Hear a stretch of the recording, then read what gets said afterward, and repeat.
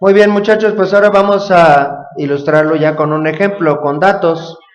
Entonces queremos encontrar la resultante de esa pareja de vectores con el método del polígono. Son dos fuerzas que actúan sobre ese vehículo, una de 265 newtons con un ángulo de 66 grados y otra de 280 newtons con un ángulo de 13 grados. ¿Verdad? Entonces, ¿cuál es el primer paso de este método? Establecer una escala. ¿Verdad? Vamos a utilizar, aunque cada quien tiene la libertad de utilizar la escala que prefiera, vamos a utilizar para este ejercicio una escala en la que un centímetro represente 50 newtons.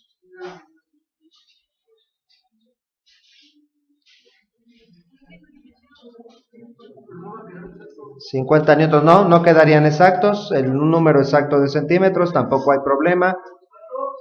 Un centímetro, 50 newtons. Entonces, siendo o representando un centímetro 50 newtons, ¿cuántos centímetros necesitaríamos para representar 265 newtons? Bueno, ¿cómo iría la regla de 3? 265 por 1 entre 50, o simple y sencillamente 265 entre 50, y esa línea quedaría de 5.3 centímetros. 5.3 centímetros.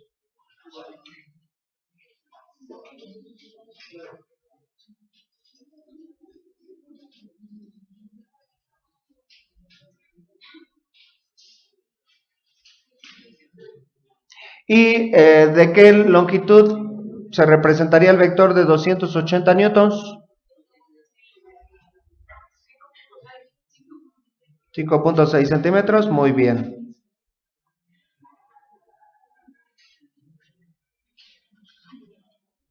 Tal vez también se podría hacer de 1 a 25, porque tampoco quedarían tan largos los vectores. Uno quedaría de 10, los dos quedarían del doble de longitud, 10.6 centímetros y 11.2 centímetros. Si gustan hacerlo de 1 a 25, también podría ser, ¿verdad? Entonces, bueno, pues se trazan los vectores, pero ahora sí de manera que partan del mismo, uno a continuación del otro. Entonces, para eso primeramente tendríamos que trazar una línea base.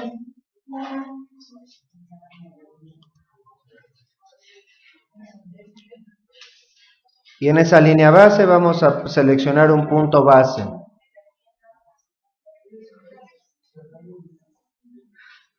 ¿Con qué vector empezamos? Es indistinto, como lo hemos demostrado anteriormente, no importa el orden, ¿verdad? Bueno, pues vamos a iniciar con el vector azul, aunque podríamos empezar con el vector verde. Así que como vamos a empezar con el vector azul, pues vamos a llamarle a este el vector A y a este el vector B.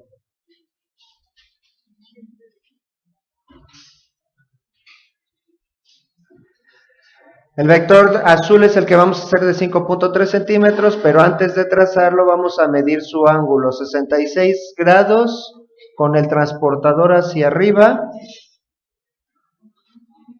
y sobre la línea base, ¿verdad? Por acá tendríamos que medir los 66 grados, marcarlos en el transportador y después trazar el vector azul, ¿verdad? Que es el de 5.3 centímetros. Entonces 5.3 centímetros.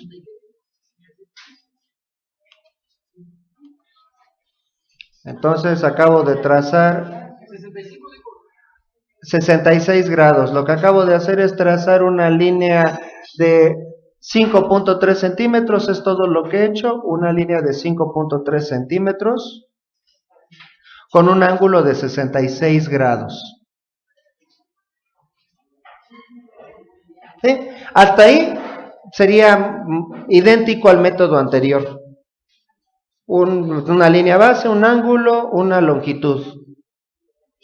Nada más que en el método anterior, de ese mismo punto, ahí en ese mismo punto pondría el transportador y ahora ya no va ahí el transportador, va en el extremo del vector que acabamos de trazar, y para poder acomodar el vector es para lo que necesitamos poner una nueva línea horizontal. Entonces necesitamos trazar una nueva línea horizontal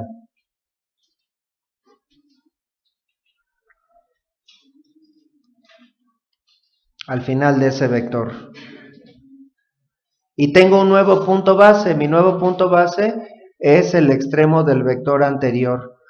Ustedes pueden trazar una paralela a la primera línea base o escoger un renglón de los que estén más cerca en la punta de esa flecha. Podría ser, pero sería mucha coincidencia que esa punta de flecha quedara justo en un renglón. En ese caso, ese renglón sería la nueva línea base, pero si no, entonces del renglón más cercano pueden jalar una paralela hasta esa punta, ¿verdad? Y bueno, entonces para medir el ángulo de 13 grados necesitaría poner el transportador de cabeza. Ponerlo en la punta de esa flecha y medir los 13 grados hacia abajo y del lado derecho, 13 grados, ¿verdad? Por acá tendríamos que medir los 13 grados y después de poner nuestra marca, entonces ya podemos trazar la línea verde.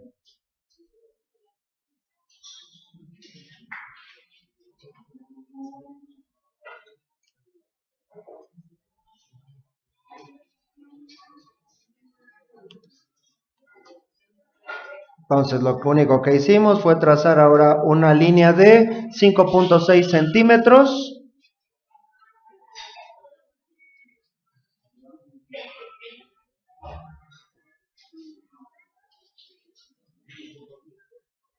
Con un ángulo de 13 grados al final del primer vector, ¿verdad?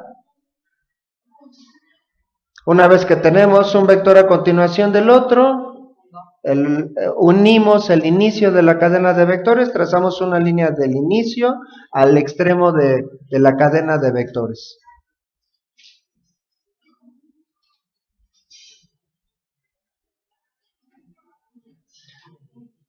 Medimos su longitud y su ángulo. Como esa línea base, el vector resultante va a tener su origen en donde estaba el primer vector, entonces el ángulo se mide de la primera línea base. Entonces tendríamos que medir este ángulo y la longitud de la línea roja. Si ustedes lo hicieron muy súper requete bien, como dice Forrest Gump, entonces esa línea tendría que quedarles de 8.4 centímetros. 8.4 centímetros, que como igual que en el método del paralelogramo, 8.5 centímetros u 8.3 centímetros está bien, ¿verdad? Pero no menos de 8.3 ni más de 8.5. Y falta medir el ángulo. ¿Cuál sería el ángulo? 25 grados aproximadamente tiene que ser. Es un poco más de 25, pero en realidad está más cerca de 25 grados.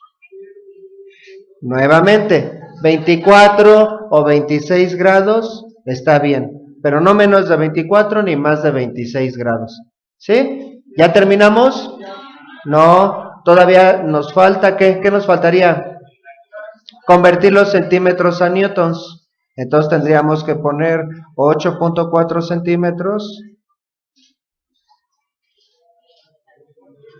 ¿A cuántos newtons corresponden? Entonces ahora la regla de 3 serían 8.4 por 50.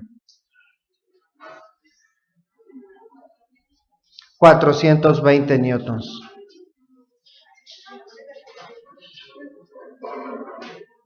¿Verdad? Entonces el vector resultante sería un vector de 420 newtons con un ángulo de 25 grados. ¿Qué dirección? Al noreste. Y ahora sí ya definimos más rápido la dirección, ya lo hemos hecho 4 veces con el método anterior. ¿O en qué cuadrante? O en el primer cuadrante, como ustedes prefieran. Y en realidad, serían 25 grados al norte medido del oeste, perdón, del este, o en el primer cuadrante medido desde la horizontal. Así se tendría que decir. ¿O cuál sería el ángulo polar? En el primer cuadrante, ese es el ángulo polar. Solo en el segundo, tercero y cuarto cuadrante se tiene que ajustar. Pero si queda al noreste, ese queda como ángulo polar. Así que la verdad es que si es noreste o primer cuadrante, se puede quitar, se puede no indicar y solo dejar el ángulo, pero solo para ese cuadrante o esa dirección. Entonces la resultante también pudo haber quedado como 420 newtons con un ángulo de 25 grados y ya. Vamos a enmarcar los resultados.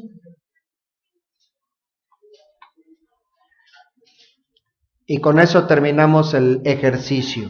Nuestro primer ejercicio del método del polígono. Hagamos otros dos para reafirmar el método. Ahora nada más como comentario, si hubiéramos escogido un orden diferente para trazar los vectores, nos hubiera quedado una figura diferente, pero con la misma resultante, ¿verdad? Rápidamente, ¿qué forma hubiéramos tenido? Vamos a partir del mismo punto. Si hubiera empezado con el vector verde, bueno, nuestro dibujo primero se hubiera cargado hacia abajo y luego al final de ese hubiéramos trazado el vector azul. Obviamente, después de trazar una línea base y medir un ángulo, ¿verdad? Entonces, por acá estaría el vector azul. Terminaría en el mismo punto. Entonces sería el triángulo de abajo, tendría la misma resultante. Nuevamente enfatizamos, sí es como el reflejo del dibujo anterior, enfatizamos, no importa el orden, la resultante sería la misma.